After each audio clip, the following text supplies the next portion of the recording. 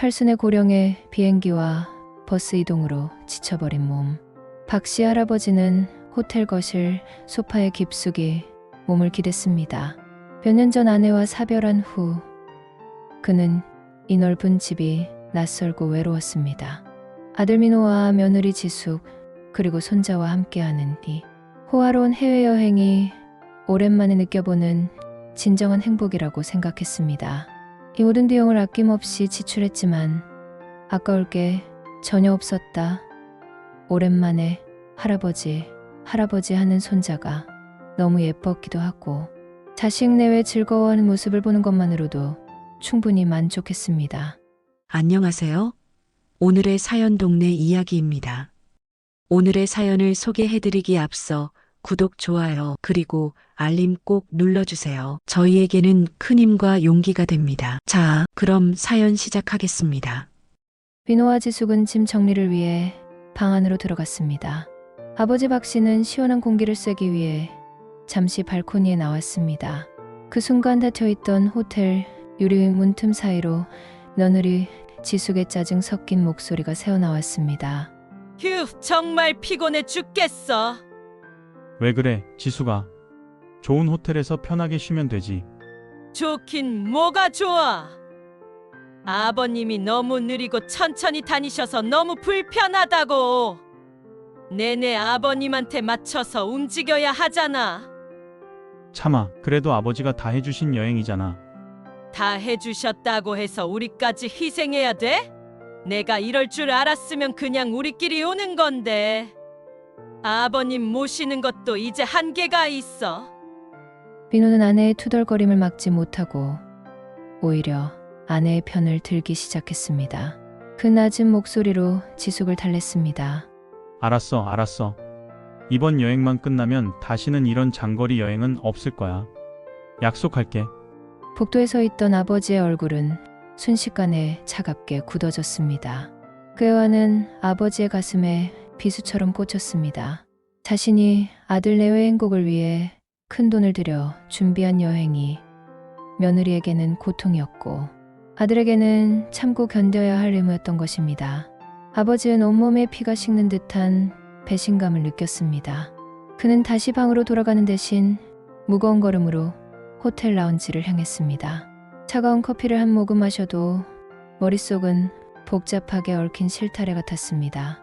다음 날 아침 아버지는 짐을 챙기는 민호에게 다가갔습니다. 민호는 아버지의 안색이 좋지 않음을 애써 모르는 척했습니다. 아버지, 저희 오늘 일정이 좀 빡빡해서요. 그래, 재밌게들 다녀와라. 저희 오늘 관광 코스가 어르신이 걷기엔 좀 힘드실 것 같아요. 현지 관광 가이드가 그러는데 아버님은 호텔에서 쉬시는 게 좋다고 하더라고요. 민호는 현지 관광 일정이 변경되었다며 호텔에 혼자 계시라고 권유했습니다. 아버지는 그 말이 민호와 지숙의 합작품임을 직감했습니다. 지숙은 이미 트렁크를 챙긴 채 남편의 옆에 서 있었습니다. 아버님, 죄송해요. 저희가 돌아와서 맛있는 거 사올게요. 그 말에는 형식적인 걱정조차 없었습니다. 짐을 챙겨 나서는 아들 내외는 아버지를 한 번도 돌아보지 않았습니다. 지숙은 재빨리 민호의 팔짱을 끼고 엘리베이터로 향했습니다. 아버지는 무거운 몸을 이끌고 다시 호텔 창가에 섰습니다. 창밖으로 민호 가족이 버스에 올라타는 모습 옆으로 자신과 비슷한 노인이 손녀와 손잡고 있는 모습이 보였습니다. 아들과 며느리는 아버지 홀로 남겨진 호텔룸을 향해 시선 한번 주지 않았습니다. 그 뒷모습에서 아버지는 자신이 가족들로부터 완전히 따돌려졌음을 깨달았습니다. 그는 결국 호텔에 홀로 남겨지는 고독과 마주하게 되었습니다. 아버지는 가슴이 터질 듯한 고통을 느꼈지만 겉으로는 아무렇지도 않은 듯 표정을 지었습니다. 그날 저녁 아버지는 텅 빈 거실에서 혼자 저녁 식사를 했습니다. 그는 지난 평생 아들에게 쏟았던 헌신과 자신의 삶을 씁쓸하게 되돌아보았습니다. 아버지의 마음속에는 이제 충격과 분노 대신 차가운 결심의 씨앗이 자리 잡기 시작했습니다. 호텔에 홀로 남겨진 아버지는 가족들의 부재 속에서 고독한 시간을 보내기 시작했습니다. 아들 민호와 며느리 지숙은 관광 일정이 끝날 때까지 아버지에게 단 한 통의 안부 전화도 덜지 않았습니다. 지숙은 민호에게 아버님은 혼자 계시는 게 오히려 더 편하실 거디라고 말하며 민호가 아버지에게 연락하는 것을 은근히 막았습니다. 아버지는 고급스러운 호텔 방 안에서 역설적인 외로움을 느꼈습니다. 호텔 직원은 고립된 아버지를 눈치채고 친절하게 아버지를 보살피려 노력했습니다. 하지만 그 친절함도 가족의 무관심이 남긴 깊은 상처는 메울 수 없었습니다. 아버지는 며칠간 호텔 방에 머물며 아들 레오에게 더 이상 일할 것이 없다는 현실을 냉철하게 인정했습니다. 그는 자신이 평생을 바쳐 쌓아올린 전 재산 목록을 다시 검토하기 시작했습니다. 그 재산이 아들의 효도를 강제하는 굴레가 되었음을 깨달았습니다. 아버지는 상속을 통한 자식들의 행복이 아닌 자신이 추구해야 할 진정한 삶의 가치를 되찾기로 결정했습니다. 교육이 될 때까지 아버지는 이며 가족에게 별다른 말을 하지 않았습니다. 아버지는 돌아오는 내내 아들과 며느리에게 아무런 말도 없이 묵묵히 한국으로 돌아왔습니다. 큰 공항에서 가족들을 마주치지 않기 위해 일부러 시간을 늦춰 움직였습니다. 아들은 아버지의 묵묵한 태도를 그저 피곤해서 그러려니 하고 대수롭지 않게 여겼습니다. 아버지는 한국에 도착하자마자 자신의 새로운 결심을 실행하기 위해 곧장 김 변호사에게 연락을 취했습니다. 한국에 도착한 바로 다음 날 아버지는 곧장 법무법인 태평의 사무실로 향했습니다. 그곳에서 아버지의 오랜 법률 자문을 맡아왔던 김 변호사 조연을 만났습니다. 김 변호사는 아버지의 뜻밖의 방문에 놀라움을 감추지 못했습니다. 아버지는 여느 때와 다름없이 단정한 모습이었지만 눈빛은 전과는 확연히 달랐습니다. 김 변호사, 내 모든 재산을 사회에 전에 기부할 생각일세. 예, 어르신, 지금 전 재산이라고 하셨습니까? 갑작스러운 결정에 제가 좀 놀랐습니다. 내 의사는 확고하네. 아들이나 며느리에게는 한 푼도 남기고 싶지 않아. 아버지는 해외여행 중 아들 레오에게 당했던 무관심과 배신, 행위를 객관적인 사실만을 들어 차분하게 설명했습니다. 그 설명 속에는 감정적인 묘사 없이 오직 사건과 아들 내외의 행동만이 담겨 있었습니다. 아버지는 자신의 재산이 오히려 가족 관계를 병들게 만들었음을 깨달았다고 역설했습니다. 김 변호사는 아버지의 단호한 태도와 논리적인 설명에 숙연해졌습니다. 알겠습니다. 법적 절차는 가능합니다만 나중에 상속을 주장하는 아드님 측에서 심신, 미약을 주장하며 소송을 제기할 수 있습니다. 예상되는 문제점들을 고려해야 합니다. 나는 지금 누구보다 정신이 맑네. 내 의사의 명확성을 증명할 자료를 준비하게. 의사의 소견서 같은 건 말일세. 준비하겠습니다. 재산 정리와 기부 절차를 즉시 진행하도록 하겠습니다. 좋네. 그리고 이 기부 사실은 완료되기 전까지 아들 내외에게 절대 알리지 말게. 김 변호사는 아버지의 지시에 따라 즉시 기부 진행을 위한 법적 팀을 꾸렸습니다. 한편 아들 민호와 며느리 지숙은 한국에 돌아와 일상으로 복귀했습니다. 그는 아버지에게 형식적인 안부 전화만 했을 뿐 아버지의 평소와 다른 낯선 태도를 전혀 눈치채지 못했습니다. 두 사람은 아버지에게 아버지의 재산은 아버지 것이기에 처분은 아버지 뜻에 따라 하셔도 됩니다 라고 평소의 말을 그렇게 했지만 내심으론 당연히 그건 자신들의 몫이라 굳게 믿었습니다.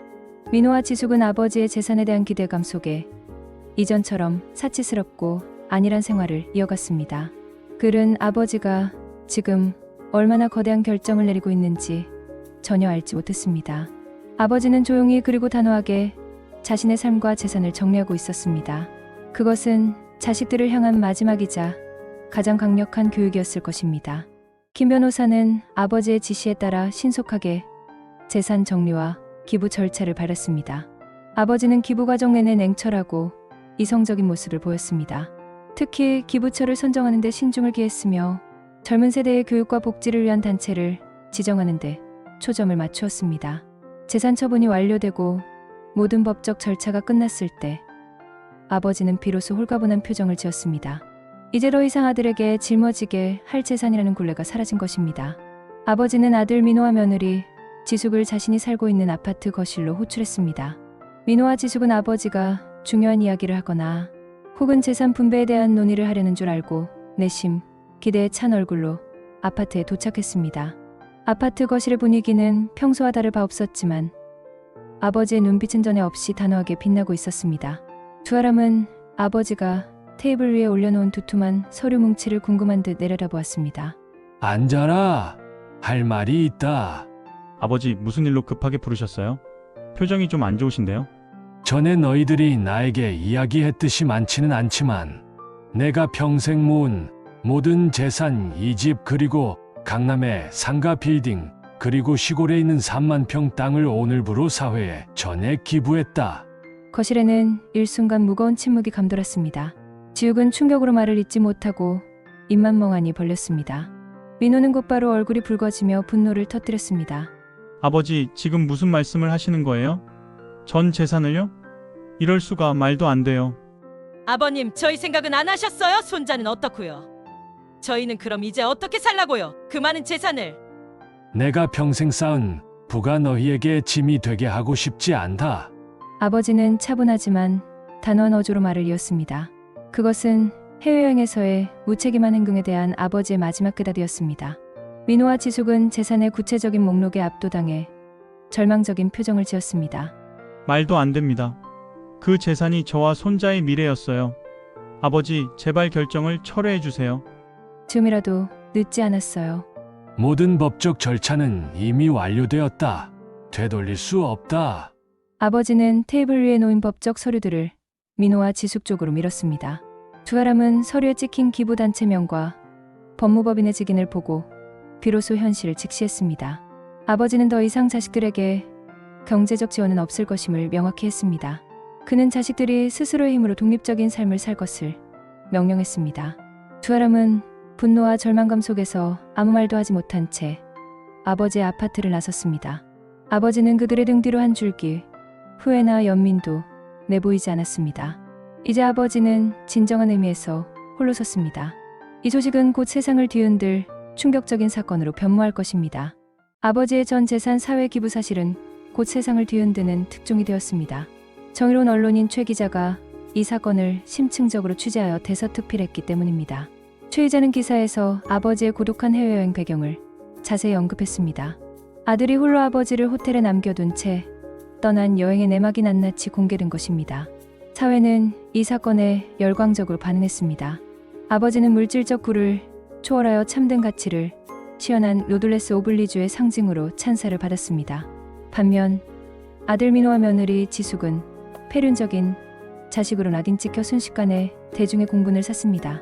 민호는 회사에 출근하는 것 자체가 고통스러운 일이 되었습니다. 동료들은 수군거리며 그를 따가운 시선으로 바라보았습니다. 지숙 역시 동창들과의 모임에서조차 험담을 듣는 처지가 되고 말았습니다. 한때 부러움을 샀던 그들의 호화로운 생활은 이제 비난의 대상이 되었습니다. 민호는 퇴근 후 지친 몸으로 집에 돌아왔습니다. 지숙은 이미 거실에서 신문기사를 찢을 듯이 노려보며 분노하고 있었습니다. 이게 다 당신 아버지 때문이잖아요. 어떻게 우리한테 말 한마디 없이 전 재산을 다 기부할 수가 있어요. 나도 지금 미치겠어. 회사가 발칵 뒤집혔단 말이야. 미치겠으면 뭐예요? 당신 아버지 때문에 우리가 세상에서 제일 이기적인 부부가 됐다고요. 이 모든 불행이 다 아버지의 그 충동적인 기부 때문이라고요. 지숙은 이 모든 상황의 책임을 아버지의 결정과 남편 민호에게 전가했습니다. 민호는 자신의 이기적인 행동이 낳은 결과라는 것을 외면하고 싶었습니다. 그는 이 모든 것을 원래대로 돌려놓아야만 한다고 생각했습니다. 아버지의 결정 때문에 자신들의 모든 미래가 무너졌다고 믿었습니다. 민호는 결국 아버지의 기부 결정을 무효화하기 위해 법적 조치를 취하기로 결심했습니다. 안 되겠어. 아버지 기부 취소 소송을 할 거야. 진작 그랬어야죠. 빨리 변호사한테 연락해요. 민호는 서둘러 김 변호사에게 연락을 시도했습니다. 하지만 김 변호사는 민호의 전화를 단호하게 거절했습니다. 죄송합니다, 민호 씨. 저는 이미 아버지의 법률 대리인입니다. 그래서 당신을 도와줄 수 없습니다. 아버지의 의사는 확고하시니 다른 쪽에 알아보셔야 할 것 같습니다. 절망에 빠진 민호는 재산을 되찾겠다는 일념으로 다른 대형 법무법인을 찾아갔습니다. 큰 아버지가 고령으로 인해 심신미약 상태에서 내린 결정이었음을 주장할 변호사를 선임하려 했습니다. 민호는 곧 아버지의 기부 결정에 대한 취소 소송을 공식적으로 준비하기 시작했습니다. 이 사건은 또 한 번의 사회적 논란과 비난을 예고하고 있었습니다. 민호는 자신의 행동이 얼마나 큰 파장을 불러일으킬지 전혀 예상하지 못했습니다. 그는 오직 잃어버린 재산만을 되찾으려는 탐욕에 사로잡혀 있었습니다. 아들 민호가 아버지의 전 재산 기부 결정에 대해 취소 소송을 법원에 제기하면서 사건은 새로운 국면을 맞았습니다. 민호 측은 아버지의 연로함과 심신, 미약 상태에서의 충동적인 결정이었음을 주장했습니다. 이 소송은 언론의 뜨거운 감자가 되어 다시 한번 전 사회의 이목을 집중시켰습니다. 아버지의 변호를 맡은 김 변호사는 재판 전부터 민호의 주장에 대해 철저히 대비했습니다. 김 변호사는 아버지가 기부를 결정할 당시에 명확한 판단, 능력과 확고한 의사를 입증하는 데 주력했습니다. 드디어 법정 공방이 시작되었습니다. 법정 안팎은 사건에 대한 관심을 반영하듯 취재진과 방청객들로 가득 찼습니다. 민호와 지숙은 재산을 되찾겠다는 일념으로 굳은 얼굴을 한 채 법정에 섰습니다. 김 변호사는 먼저 해외여행 중 민호 내외가 아버지를 얼마나 무관심하게 대했는지에 대한 증거를 제출했습니다. 그 증거는 호텔 직원 엑스트라의 증언, 녹취록과 현지 관광가이드의 일지 등 구체적인 사실들로 이루어져 있었습니다. 김 변호사는 아버지의 기부가 단순히 감정적인 결정이 아니라 아들 내외의 배신, 행위에 대한 이성적인 결론이었음을 주장했습니다. 피고 아버지는 원고 민호 가족의 무책임한 행동에 깊은 실망을 느꼈습니다. 단지 돈 문제가 아니라 가족의 가치에 대한 근본적인 성찰 끝에 내린 결정이었죠. 그렇다 하더라도 재산 전체를 사회에 환원하는 것은 일반적인 상식으로 이해하기 힘든 과격한 행동입니다. 고령으로 인한 판단 착오의 가능성이 다분합니다. 재판이 진행될수록 호텔에서 민호와 지숙이 보였던 이기적인 행동들이 낱낱이 공개되었습니다. 며느리 지숙은 자신이 한 말이 법정에서 그대로 재현되자 얼굴을 들지 못할 정도로 극심한 수치심을 느꼈습니다. 아들 민호 역시 재산을 잃지 않으려 아버지를 상대로 소송을 건 패륜하라는 시선에 괴로워했습니다.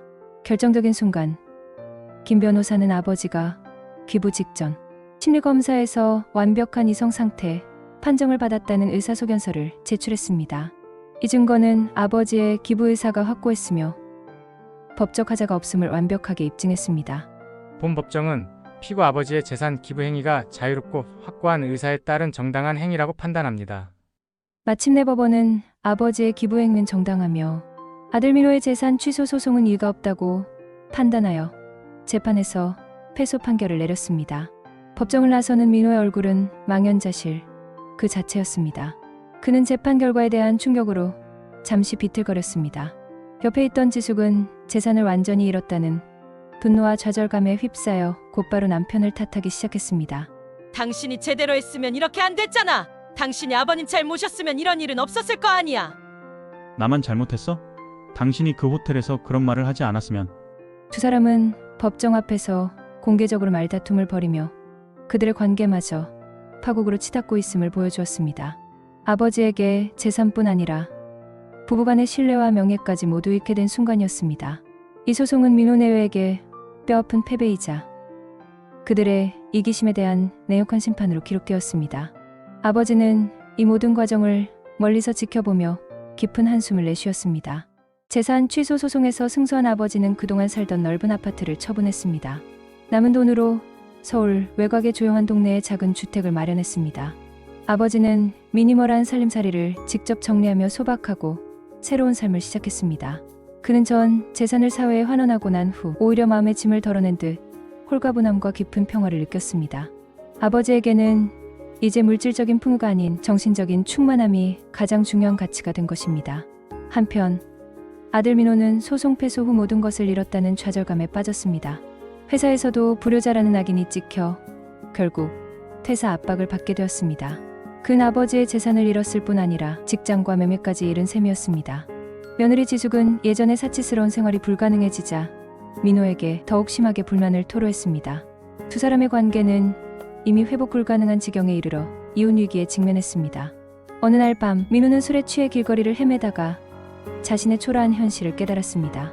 그는 자신이 그토록 매달렸던 돈보다 아버지에게 진심을 보이지 못했던 과거를 뼈저리게 후회했습니다. 민호는 다음 날 수소문 끝에 아버지가 새로 마련한 작은 주택을 찾아갔습니다. 대문 앞에 선 민호는 차마 초인종을 누르지 못하고 한참을 망설였습니다. 아버지, 제가 왔어요. 아버지는 조용히 문을 열고 민호를 맞이했습니다. 민호는 초라해진 아버지의 작은 집을 보고 울컥 눈물을 쏟았습니다. 그는 무릎을 꿇고 눈물을 흘리며 지난날의 잘못을 고했습니다. 아버지 죄송해요. 정말 죄송해요. 그때 호텔에서 아버지를 혼자 두고 떠난 일 평생 후회합니다. 일어나거라, 민호야. 앉아. 아버지는 아들을 담담히 바라보며 거실 구석의 작은 의자를 가리켰습니다. 민호는 흐느끼는 목소리로 계속해서 용서를 구했습니다. 제가 얼마나 이기적이었는지 이제야 알았습니다. 저를 용서해 주세요, 아버지. 제가 다시 아버지 모시고 살게요. 제발요. 내 후회는 너희 몫이다. 아버지의 목소리는 차분했지만 단호한 울림이 있었습니다. 그것은 용서를 구하는 민호에게 내려지는 가장 냉정한 대답이었습니다. 나는 이미 내 삶의 방식대로 살고 있다. 내가 나를 모시겠다고 해서 달라질 건 없다. 하지만 저는 이제 어떻게 해야 할지 모르겠어요. 모든 걸 잃었어요. 모든 걸 잃은 게 아니다. 이제야 내 힘으로 설 기회를 얻은 것이다. 나는 더 이상 너에게 경제적인 도움을 줄 수 없다. 아니, 주고 싶지 않다. 아버지는 단호하게 선을 그었습니다. 그는 민호에게 스스로의 힘으로 인생을 다시 시작할 것을 간곡히 당부했습니다. 민호는 아버지의 집을 나서면서 아버지의 재산이 자신에게는 축복이 아닌 독이었음을 비로소 깨달았습니다.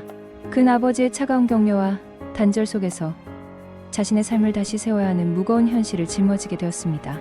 아버지는 아들의 뒷모습을 보며 물질적 유산보다 더 중요한 교훈을 남겼음에 만족하는 듯했습니다. 시간이 흘러 모든 사건이 잠잠해진 몇 년 후의 어느 가을날입니다. 아버지는 자신이 기부한 재산으로 설립된 장학회단의 첫 번째 개막식에 초청을 받아 참석했습니다. 그 말끔한 정장 대신 소박한 차림으로 식장 한쪽에 조용히 앉았습니다. 주최 측은 아버지에게 감사를 표하며 연단에 올라와 달라고 요청했지만 아버지는 조용히 미소만 지으며 거절했습니다. 오늘 저희 재단의 설립에 결정적인 기여를 해주신 어르신께 다시 한번 진심으로 감사드립니다. 자금을 받는 젊은 수혜자들이 연단에 올라섰습니다. 그들은 눈물을 글썽이며 아버지에게 감사를 표하는 진심 어린 인사말을 전했습니다. 아버지는 그 젊은이들의 빛나는 눈빛과 희망의 찬 얼굴을 바라보았습니다. 그 순간 아버지는 자신이 재산을 모았을 때보다 재산을 내놓았을 때 비로소 진정한 행복과 깊은 보람을 느꼈습니다. 아버지의 기부는 이제 사회에 긍정적인 선한 영향력을 펼치는 살아있는 역사가 되었습니다. 한편 정의로운 언론인 최 기자는 여전히 아버지의 미담과 재단 활동을 기사로 다루었습니다. 그의 기사는 물질 만능주의에 빠진 사회에 경종을 울리는 교훈적인 울림이 되었습니다. 같은 시간 아들 민호는 퇴직금을 모아 작은 사업을 시작했지만 여전히 어려움을 겪고 있었습니다. 그는 사무실 구석에서 낡은 서류를 정리하며 한숨을 쉬었습니다. 며느리 지숙은 예전의 사치스러운 생활을 그리워하며 불행한 일상을 살고 있었습니다. 그녀는 민호에게 당신 아버지 아니었으면 우리가 이렇게 살지는 않았을 것이라고 여전히 원망 섞인 말을 했습니다. 어느 날 민호는 아버지의 미담 기사가 실린 신문을 보았습니다. 그는 신문 속에서 활짝 웃고 있는 아버지의 사진을 한참 동안 바라보았습니다. 민호는 그 미소 속에서 그때 아버지에게 절실히 필요했던 것이 막대한 돈이 아닌 진심, 어린 관심과 따뜻한 말 한마디였음을 뼈저리게 후회했습니다. 그는 자신이 얼마나 어리석고 이기적이었는지 뒤늦게 깨달았습니다. 재산을 잃었지만 더 중요한 인간적인 가치를 잃었음을 인정했습니다. 아버지의 그 많은 재산은 우리에게 짐이었고 독이었구나.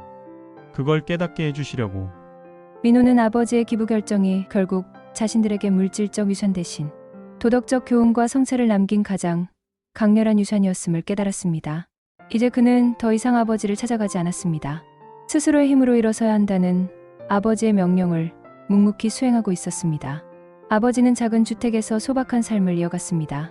그는 여생을 지역 사회의 복지관에서 봉사활동을 하며 지냈습니다. 아버지의 얼굴에는 언제나 평온하고 잔잔한 미소가 떠나지 않았습니다. 최고급 호텔에 홀로 남겨졌던 고독한 순간은 아버지에게 진정한 부와 행복의 의미를 가르쳐준 결정적인 순간이었습니다. 결국 아버지의 이 단호한 선택은 아들 내외에게 부의 진정한 의미와 효의 가치를 되돌아보게 하는 강렬한 계기가 되었으며 이야기는 이렇게 마무리됩니다. 언니 오빠 여러님들 오늘 사연 어떠셨나요? 오늘 소개해드린 사연이 마음에 드셨다면 구독, 좋아요, 알림 꼭 눌러주세요. 구독, 좋아요는 저희에게 큰 힘과 용기가 됩니다. 좋은 사연 또는 알리고 싶은 사연이 있으시다면 저희에게 메일을 보내주세요. 소정의 선물을 보내드리겠습니다. 감사합니다.